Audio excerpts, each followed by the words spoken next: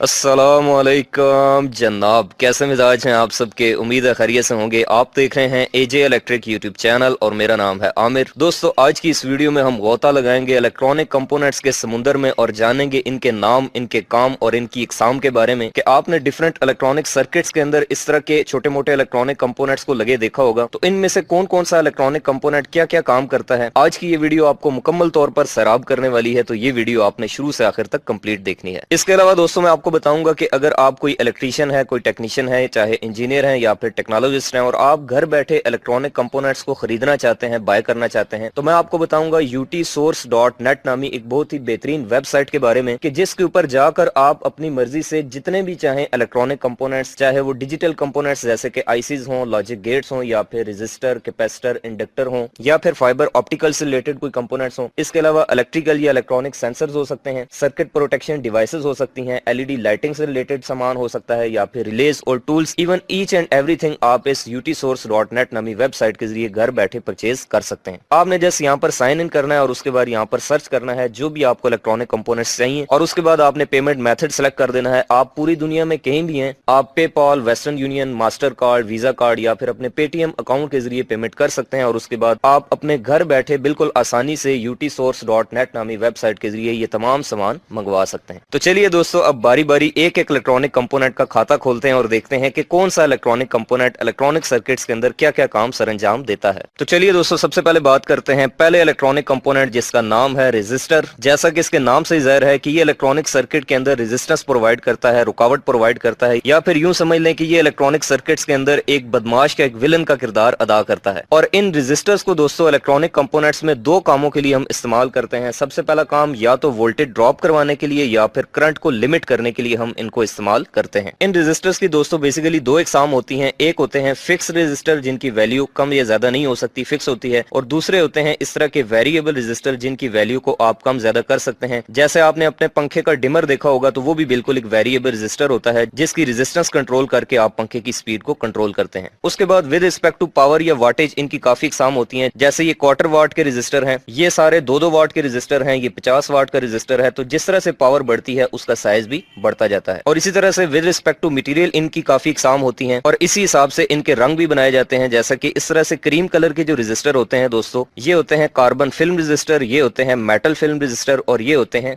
Wire wound resistor. अगर आप इन resistors के बारे में डिटेल से कंप्लीट जानना चाहते हैं तो मैं उसके लिए एक बहुत ही डिटेल वीडियो बना चुका हूं अपने चैनल के ऊपर। आप मेरा चैनल विजिट करके देख सकते हैं, आपको डिस्क्रिप्शन में उसका लिंक भी मिल जाएगा। उसके बाद इन्हीं रेजिस्टर्स की कैटेगरी में दोस्तों एक और रेजिस्टर होता है जिसको LDR यानी कि लाइट डिपेंडेंट रेजिस्टर कहते हैं। और ये एक ऐसा रेजिस्टर होता है दोस्तों जिसकी जो रेजिस्टेंस है वो रोशनी के ऊपर यानी कि लाइट के ऊपर डिपेंड करती है। जब इसके ऊपर यहाँ पर इस जगह के ऊपर लाइट पड़ती है तो इसकी रेजिस्टेंस कम हो जाती है और जब लाइट नहीं पड़ती यानी कि अंधेरा होता है तो फिर इसकी रेजिस्टेंस बढ़ जाती है। यानी कि दोस्तों हम कह सकते हैं कि जो LDR होता है ये एक लाइट सेंसिटिव डिवाइस होता है। तो इसीलिए हम इसको अलार्म क्लॉक्स के अंदर और लाइट मीटर्स के अंदर और इसके अलावा स्ट्रीट लाइटिंग के अंदर इस्तेमाल करते हैं। आपने देखा होगा कि कुछ इलाकों के अंदर जो स्ट्रीट लाइटें होती हैं वो ऑटोमेटिकली शाम होने के बाद ऑफ हो जाती हैं। तो बेसिकली उनके अंदर इस तरह का एक LDR लगा होता है कि जब शाम को अंधेरा होता है तो उसके बाद ऑटोमेटिकली ये आगे लाइट को सिग्नल देता है और उसके बाद वो लाइटें ऑन हो जाती हैं। इन्हीं रेजिस्टर्स की फैमिली में से दोस्तों एक और रेजिस्टर है जिसको हम कहते हैं थर्मिस्टर या फिर इसको थर्मल रेजिस्टर भी कहा जाता है। और थर्मिस्टर एक ऐसा रेजिस्टर होता है दोस्तों जिसकी रेजिस्टेंस टेम्परेचर के ऊपर डिपेंड करती है। यानी कि जब आप इसको टेम्परेचर प्रोवाइड करते हैं, इसको गर्म करते हैं, तो उसके बाद इसकी रेजिस्टेंस कम भी हो सकती है और ज्यादा भी हो सकती है। ये दो किस्म के होते हैं, एक होते हैं PTC यानी कि पॉजिटिव टेम्परेचर कोएफिशिएंट और एक होते हैं NTC यानी कि नेगेटिव टेम्परेचर कोएफिशिएंट। तो दोस्तों थर्मिस्टर को हम इस्तेमाल करते हैं डिजिटल थर्मामीटर के अंदर या फिर इसके अलावा गाड़ियों के अंदर मोबिल ऑयल या फिर ऑयल का टेम्परेचर चेक करने के लिए वहां पर जो टेम्परेचर सेंसर होता है उसके तौर पर भी हम थर्मिस्टर को इस्तेमाल करते हैं। और इसके अलावा इसको माइक्रोवेव ओवन के अंदर भी इस्तेमाल किया जाता है। और ये जो थर्मिस्टर दोस्तों आपको नजर आ रहा है ये एक NTC है यानी कि नेगेटिव टेम्परेचर कोएफिशिएंट है। इसका मतलब यह है कि जब आप इसको गर्म करेंगे, इसको टेम्परेचर देंगे तो इसकी रेजिस्टेंस कम हो जाएगी। उसके बाद बारी आती है दोस्तों एक बहुत ही जबरदस्त इलेक्ट्रॉनिक कंपोनेंट की जिसका नाम है कैपेसिटर। कैपेसिटर को दोस्तों आज से ठीक 350 साल पहले नेदरलैंड के अंदर दो साइंटिस्ट जिनका नाम था जॉर्ज वान क्लीस्ट और पीटर वैन मुशनब्रॉक, उन्होंने इजाद किया था। तो दोस्तों कैपेसिटर्स को हम इलेक्ट्रिकल या इलेक्ट्रॉनिक सर्किट्स के अंदर दो कामों के लिए इस्तेमाल करते हैं। नंबर 1 ये कि ये चार्ज को,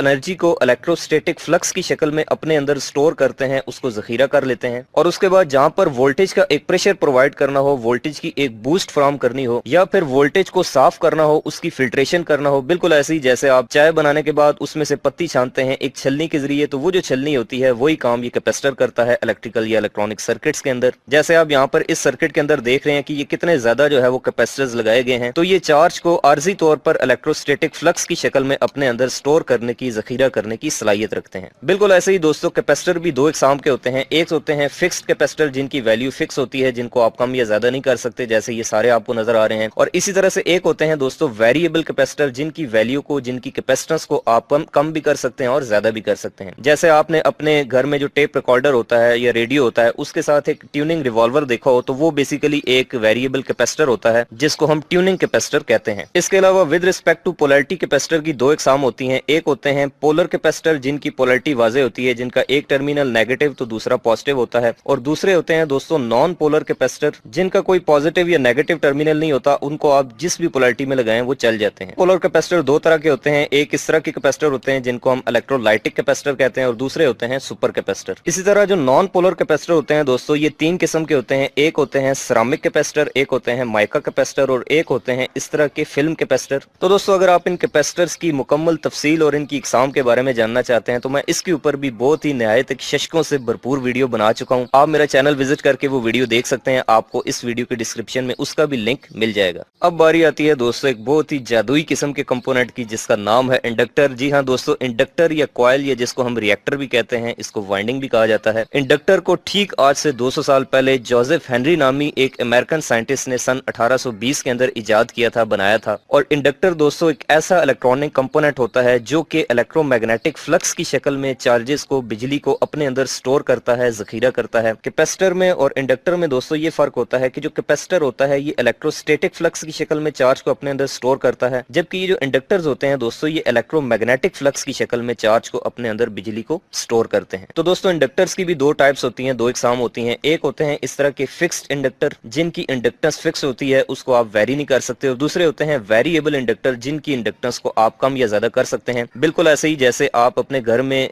जो आपका स्टैंड वाला पंखा होता है जिसको हम पेडिस्टल फैन कहते हैं, उसके पीछे एक वोल्टेज रेगुलेटर लगा होता है जिससे आप उसकी स्पीड कंट्रोल करते हैं, तो वो बेसिकली एक वेरिएबल इंडक्टर होता है। इसी तरह दोस्तों विद रिस्पेक्ट टू कोर भी इसकी दो टाइप होती हैं। एक होते हैं इस तरह के एयर कोर इंडक्टर जिनके अंदर कोई कोर नहीं होती, बस इसमें हवा होती है, इसीलिए इसको हम एयर कोर कहते हैं। और दूसरे होते हैं दोस्तों इस तरह के कोर वाले इंडक्टर जिनके अंदर आयरन की एक कोर इस्तेमाल की जाती है, इसीलिए इसको हम आयरन कोर इंडक्टर कहते हैं। और इन इंडक्टर्स का दोस्तों इलेक्ट्रिकल टेक्नोलॉजी के अंदर बहुत ज्यादा इस्तेमाल है। इनको हम मोटर्स की, जनरेटर की और ट्रांसफार्मर की वाइंडिंग करने के लिए इस्तेमाल करते हैं। अगर आप दुनिया से इंडक्टर को निकाल दें तो उसके बाद इलेक्ट्रिकल का जो वजूद है वो दुनिया से खत्म हो जाएगा। तो दोस्तों अगर आप इन इंडक्टर्स के बारे में भी डिटेल से जानना चाहते हैं तो मैं इसके ऊपर भी एक वीडियो बना चुका हूँ। आप मेरा चैनल विजिट करके या फिर डिस्क्रिप्शन में लिंक पड़ा है, वहां पर क्लिक करके आप वो वीडियो देख सकते हैं। उसके बाद बारी आती है दोस्तों एक बहुत ही जबरदस्त इलेक्ट्रॉनिक कंपोनेंट की, जिसको हम कहते हैं ट्रांजिस्टर। ट्रांजिस्टर दोस्तों एक ऐसा इलेक्ट्रॉनिक कंपोनेंट होता है जिसको हम इलेक्ट्रॉनिक सर्किट्स के अंदर स्विचिंग करने के लिए और खास तौर पर एम्पलीफिकेशन के लिए इस्तेमाल करते हैं। एम्पलीफिकेशन का मतलब है यानी कि लो सिग्नल को हाई सिग्नल में कन्वर्ट करना। बिल्कुल ऐसे ही जैसे जब आप माइक से बोलते हैं तो स्पीकर से ऊंची आवाज तब निकलती है जब माइक के और स्पीकर के दरमियान में एक डिवाइस इस्तेमाल की जाए जिसको हम एम्पलीफायर कहते हैं। हमारे यहाँ लोग उसको मशीन भी कहते हैं। तो एम्पलीफायर के अंदर दोस्तों जो बेसिक कंपोनेंट होता है वो ट्रांजिस्टर होता है, जो कि हमारी उस लो क्वालिटी की, लो एम्पलीट्यूड की वॉइस सिग्नल को हाई एम्पलीट्यूड के वॉइस सिग्नल में कन्वर्ट करके स्पीकर को प्रोवाइड करता है। तो दोस्तों इन ट्रांजिस्टर्स की भी दो इकसाम होती हैं। एक होते हैं बीजेटी जिनको हम बाईपोलर जंक्शन ट्रांजिस्टर्स कहते हैं, और दूसरे होते हैं एफईटी जिनको हम फील्ड इफेक्ट ट्रांजिस्टर्स कहते हैं। बीजेटी ज्यादातर इस शेप में होते हैं और एफईटी जो है वो इस तरह की शेप के बनाए जाते हैं। तो ये जो बीजेटी यानी कि बाईपोलर जंक्शन ट्रांजिस्टर्स होते हैं दोस्तों, ये भी दो किस्मों के होते हैं। एक होते हैं एनपीएन ट्रांजिस्टर और दूसरे होते हैं पीएनपी ट्रांजिस्टर्स। ये जैसे आप दोस्तों इस सर्किट के अंदर देख सकते हैं कि इस तरह से ट्रांजिस्टर्स को, ये बीजेटीज को सर्किट के अंदर इस्तेमाल किया जाता है। इसके अलावा आप मेरे हाथ में इस वक्त ये देख सकते हैं, ये एक ट्रांजिस्टर है 3904 यानी कि 3904 जो कि एक एनपीएन ट्रांजिस्टर है। और हर एक बीजेटी जो कि एनपीएन या पीएनपी होता है दोस्तों, इसके तीन अदर टर्मिनल्स होते हैं, तीन लेग्स होती हैं। एक होता है एमीटर, एक होता है बेस और एक होता है कलेक्टर। तो अब कैसे पता चलेगा कि ये एक पी पीएनपी या एनपीएन ट्रांजिस्टर है या फिर इसके टर्मिनल्स की आइडेंटिफिकेशन कैसे होगी, तो इसके ऊपर दोस्तों मैं एक बहुत ही डिटेल में 3-4 वीडियोस बना चुका हूं। आप मेरा चैनल विजिट करके देख सकते हैं, आपको डिस्क्रिप्शन में लिंक मिल जाएगा। बिल्कुल ऐसे ही दोस्तों जो एफईटीज होते हैं यानी कि फील्ड इफेक्ट ट्रांजिस्टर्स, इनकी भी आगे दो कैटेगरीज हैं, दो एग्जाम हैं। एक होते हैं जेएफईटीज यानी कि जंक्शन फील्ड इफेक्ट ट्रांजिस्टर्स और दूसरे होते हैं मॉसएफईटी यानी कि metal oxide semiconductor field effect transistor. और इनको ज्यादातर दोस्तों हम सर्किट्स के अंदर स्विचिंग करने के लिए यानी कि कंपोनेंट्स को ऑन या ऑफ करवाने के लिए इस्तेमाल करते हैं। बस इसमें फर्क ये होता है कि बीजेटी में इमीटर बेस कलेक्टर है और इसके टर्मिनल्स के नाम चेंज होते हैं, जैसा कि सोर्स, गेट और ड्रेन, इस तरह से नाम में फर्क होता है। अब यहाँ पर एक चीज याद रखें दोस्तों कि जब भी हम एफईटीज को यानी कि मॉस एफईटीज को सर्किट के अंदर लगाते हैं तो डायरेक्टली नहीं लगाते, क्योंकि ये अपने ऑपरेशन के दौरान काफी हीटअप हो जाते हैं। तो इनकी हीट को बाहर निकालने के लिए, एग्जॉस्ट करने के लिए हमें एक और कंपोनेंट यूज करना पड़ता है जिसको हम हीट सिंक कहते हैं। और इसका काम ये होता है दोस्तों, क्योंकि इसकी शेप दोस्तों इस तरह की है कि ये हीट को एग्जॉस्ट करने का, हीट को बाहर निकालने का सबब बनता है। बिल्कुल ऐसे ही जैसे आपने कंप्यूटर के अंदर मदरबोर्ड में जो प्रोसेसर लगा होता है उसके ऊपर भी इस तरह का हीट सिंक देखा होगा, तो उसका भी बेसिकली यही मकसद होता है कि हीट को बाहर निकालना। ये जैसा कि दोस्तों आप इस सर्किट के अंदर देख सकते हैं कि ये 2 अदद हीट सिंक लगे हैं और एक मॉस एफईटी को इस तरह से हीट सिंक के साथ लगाकर इस सर्किट के अंदर इस्तेमाल किया गया है। तो ये जो चीज होती है दोस्तों, इसको हम हीट सिंक कहते हैं। उसके बाद पेशे खिदमत है दोस्तों एक और बहुत ही बुनियादी और बेसिक इलेक्ट्रॉनिक कंपोनेंट, जो कि एक सेमीकंडक्टर डिवाइस है जो कि सिलिकॉन या जर्मेनियम मटेरियल की बनी होती है, जिसको हम कहते हैं डायोड। डायोड इसको इसलिए कहते हैं क्योंकि इसके अंदर डाई यानी कि 2 जो है वो इलेक्ट्रोड्स होते हैं, एक को कहते हैं हम एनोड और दूसरा होता है कैथोड।